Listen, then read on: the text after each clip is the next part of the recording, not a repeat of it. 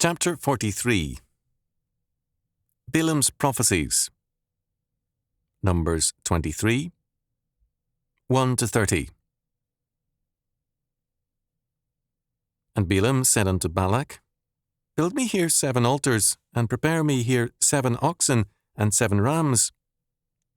And Balak did as Balaam had spoken, and Balak and Balaam offered on every altar a bullock and a ram. And Balaam said unto Balak, Stand by thy burnt offering, and I will go. Peradventure the Lord will come to meet me, and whatsoever he showeth me, I will tell thee. And he went to an high place. And God met Balaam, and he said unto him, I have prepared 7 altars, and I have offered upon every altar a bullock and a ram. And the Lord put a word in Balaam's mouth, and said, Return unto Balak, and thus thou shalt speak. And he returned unto him, and lo, he stood by his burnt sacrifice, he and all the princes of Moab. Then he took up this parable, and said, Balak, the king of Moab, hath brought me from Aram out of the mountains of the east, saying, Come, curse me, Jacob, and come, defy Israel. How shall I curse whom God hath not cursed? Or how shall I defy whom the Lord hath not defied? For from the tops of the rocks I see him, and from the hills I behold him. Lo, the people shall dwell alone, and shall not be reckoned among the nations. Who can count the dust of Jacob, and the number of the 4th part of Israel? Let me die the death of the righteous, and let my last end be like his. And Balak said unto Balaam, What hast thou done unto me? I took thee to curse mine enemies, and behold, thou hast blessed them altogether. And he answered and said, Must I not take heed to speak that which the Lord hath put in my mouth?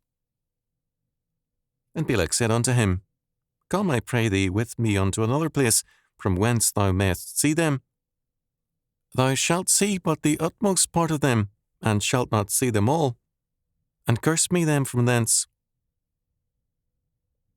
And he brought him into the field of Zophim, to the top of Pisgah, and built 7 altars, and offered a bullock and a ram on every altar. And he said unto Balak, Stand here by thy burnt offering, while I meet the Lord yonder. And the Lord met Balaam, and put a word in his mouth, and said, Go again unto Balak, and say thus. And when he came to him, behold, he stood by his burnt offering, and the princes of Moab with him. And Balak said unto him, What hath the Lord spoken? And he took up his parable, and said, Rise up, Balak, and hear, hearken unto me, thou son of Zippor. God is not a man that he should lie, neither the Son of Man that he should repent. Hath he said, and shall he not do it? Or hath he spoken, and shall he not make it good? Behold, I have received commandment to bless, and he hath blessed, and I cannot reverse it. He hath not beheld iniquity in Jacob, neither hath he seen perverseness in Israel. The Lord his God is with him, and the shout of a king is among them. God brought them out of Egypt. He hath, as it were, the strength of a unicorn. Surely there is no enchantment against Jacob, neither is there any divination against Israel. According to this time it shall be said of Jacob and of Israel, What hath God wrought? Behold, the people shall rise up as a great lion, and lift up himself as a young lion. He shall not lie down until he eat of the prey, and drink the blood of the slain. And Balak said unto Balaam, Neither curse them at all, nor bless them at all. But Balaam answered and said unto Balak, Told not I thee, saying, All that the Lord speaketh, that I must do? And Balak said unto Balaam, Come, I pray thee, I will bring thee unto another place, peradventure it will please God that thou mayest curse me them from thence. And Balak brought Balaam unto the top of Peor, that looketh toward Jeshimon. And Balaam said unto Balak, Build me here 7 altars, and prepare me here 7 bullocks and 7 rams. And Balak did as Balaam had said and offered a bullock and a ram on every altar. Numbers 23, 1-30. Balaam's purposes were devious, and God knew that Balaam hoped to gain great wealth by cursing Israel. Israel saw itself as a nation, but in verse 9, Balaam declares, inspired of God, "Lo, the people shall dwell alone, and shall not be reckoned among the nations."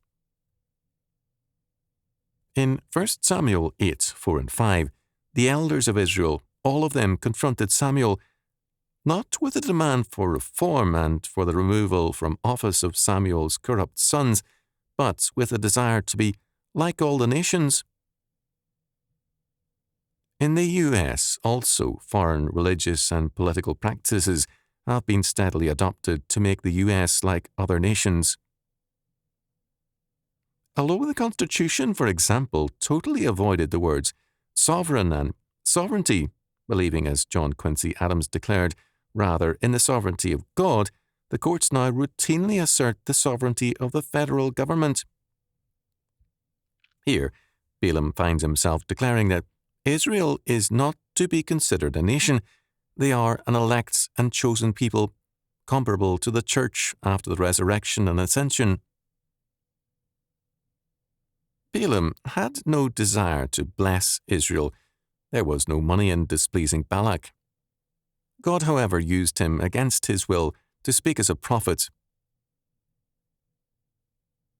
In some degree, the ability to speak beyond ourselves is not entirely uncommon. I have known persons who were normally fearful and unable to stand up to anyone suddenly turn eloquent and make a mighty witness.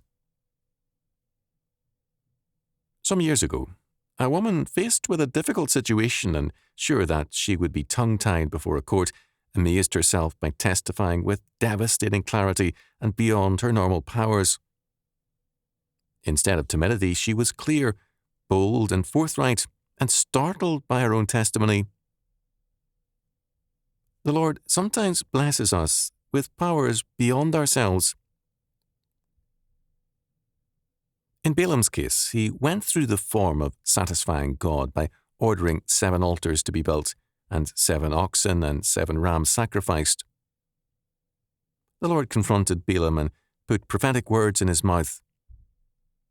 The first prophecy is in verses 7-10.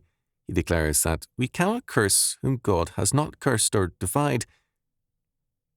He sees Israel not merely as a vast encampment before him, but as the elect of God, past, present, and future, and he declares, "Let me die the death of the righteous, and let my last end be like this." Verse 10. The results of this prophecy were an outrage to Balak, and no doubt a shock to Balaam. 3 times Balak tried to get a curse on Israel through Balaam. On each occasion, Balak took Balaam to a different mountaintop as the place where cursing would become possible. This is an important fact, and it is necessary that we understand its meaning, especially now that we have a widespread pagan revival, the worship of, quote, Mother Earth, end quote, a stress on a variety of means of gaining ecstatic power, including nudity in the forests or mountains, and so on. Just as lightning strikes at high points, so do supernormal powers, it is held. First, naturalism in every era of history has affirmed a continuity between all things. This means that whatever supernatural or supernormal powers exist are by nature related to us and continuous with us in their being. Unless we are physically handicapped, our mind controls all aspects of our being. In the natural order, it is seen as necessary to make contact, whether by magic, science, or ritual, with the powers of the universe. Continuity with them, when established, means power and control. Modern science is increasingly related to magic because its goal is control more than knowledge. By a change of location, Balak hoped for a better contact and a divination more agreeable to his purposes. Second, implicit in all this is the belief that ultimate power can and should reside with the apex of the human order. This idea has many results. One has been the divine right of kings or of parliaments. Another, academic freedom from outside controls or laws. Still another, scientific immunity from moral controls, and so on. For those who so believe, the idea of an uncontrollable power is anathema. Because of this, the modern state seeks to control every area of life and thought. Balak's premises were the same as those of the modern state. The difference was that his quote-unquote expert in control was Balaam, but both Balaam and Balak were in God's control, as are all men and things, both then and now. Third, in verse 3, Balaam tells Balak, "Stand by the burnt offering." In this, Balaam was faithful to God's requirements, however much he hoped to use God. When a man brought an animal sacrifice to God, he offered the animal as a substitute for himself, so that he in effect sacrificed himself to God. This was in faithfulness to Leviticus 17:11. "For the life of the flesh is in the blood, and I have given it to you upon the altar to make an atonement for your souls, for it is the blood that maketh an atonement for the soul." The hope was that, by pleasing God in this respect with the sacrifices, God would be pleased with Balak. At one point, Louis XIV said, "God seems to have forgotten all I have done for him." It is not uncommon for men to think that, by certain acts, they have placed God and man under obligation to them.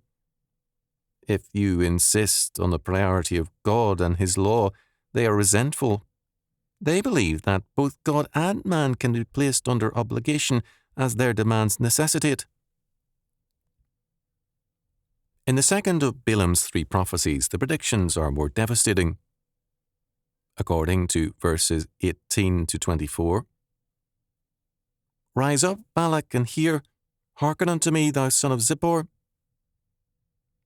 God is not a man that he should lie, neither the son of man that he should repent. Hath he said, and shall he not do it? Or hath he spoken, and shall he not make it good? Behold, I have received commandment to bless, and he hath blessed, and I cannot reverse it. He hath not beheld iniquity in Jacob, neither hath he seen perverseness in Israel. The Lord his God is with him, and the shout of a king is among them. God brought them out of Egypt. He hath, as it were, the strength of an unicorn. Surely there is no enchantment against Jacob, neither is there any divination against Israel. According to this time it shall be said of Jacob and of Israel, What hath God wrought?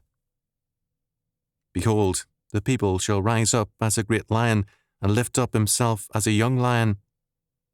He shall not lie down until he eat of the prey, and drink the blood of the slain." Balaam now is more prophetic than when he began. In this second prophecy he begins with a declaration of the unchanging nature of God. As God declares centuries later to Malachi, "I am the Lord, I change not." Malachi 3:6. Therefore, having received the commandment to bless whom God has blessed, Balaam cannot reverse God's ways. Verses 19 and 20. The next statement is a very important one for us. God, Balaam says, has not beheld iniquity or perverseness in Israel. God's word, however, gives us a record of both. Just as we, when we are in Christ, are judicially clean and guiltless before God, so too Israel stood in God's atonement, not in its personal and national sins. This meant that God was Israel's judge and redeemer, the great vindicator. Israel has, as it were, the strength of a unicorn, according to the Authorized Version. The Hebrew word may mean a wild ox or a buffalo, verses 21 and 22. Even more, Israel is protected because the King of Kings will be born through the line of this nation, and, prophetically, Balaam hears the shout of a king among them, verse 21, as of a triumphal procession. As a result, no human enchantment or divination is of any use, nor anything man can do. What hath God wrought? Is Balaam's conclusion. Therefore, Israel shall now devour its enemies like a young and mighty lion. Verses 23 and 24. This leads us, fourth, to another aspect of the change of places before each prophecy by Balaam. Some modern occultists believe that magnetic and other forces can be present at certain points, thereby furthering their own powers. Men then and now have seen God, or whatever supernormal powers may exist, as a vast reservoir of potentialities and powers. Thus, hoping to catch another face or aspect of God, a different site was chosen each time. This was a belief in contradictory potentialities in God as in men. We are all full of potentialities for all kinds of things, hence the old saying, "There, but for the grace of God go I." But potentiality and actuality are one in God. Van Til has often called attention to the implications of this fact. Balaam believed in God's existence and power, but he did not truly know him. Recently, I read a monograph by a churchman who despised all orthodox belief. For him, God was like a great minefield full of various ores to be mined, a magnificent resource rather than the supreme person. Then, fifth, in the light of all this, let us look again at verse 5. And the Lord put a word in Balaam's mouth. The essence of Balak's and Balaam's hope was to put a word in God's mouth, just as pagan praying in the church is an attempt to twist God's arm by means of numbers, the right person, and so on. It is not the humble submission of our Lord. Father, if thou be willing, remove this cup from me. Nevertheless, not my will, but thine be done. Luke 22:42. God is not a resource, but our sovereign Creator, our Lord. Balak's reaction was anger. Either curse them at all or bless them at all. Verse 25. In other words, get out. Balaam tried to justify himself, saying, Told not I thee, saying, All that the Lord speaketh, that I must do? Verse 26. The words were right, but Balaam was not, and Balak saw this. As a result, he decided on another site, the top of Peor, as a place where hopefully an element in the Godhead more favourable to him could be tapped. Balaam was clearly willing to make a try, still hoping for a great reward. As a result, 7 more altars were built, and 7 more rams and bullocks sacrificed. Verses 29 and 30.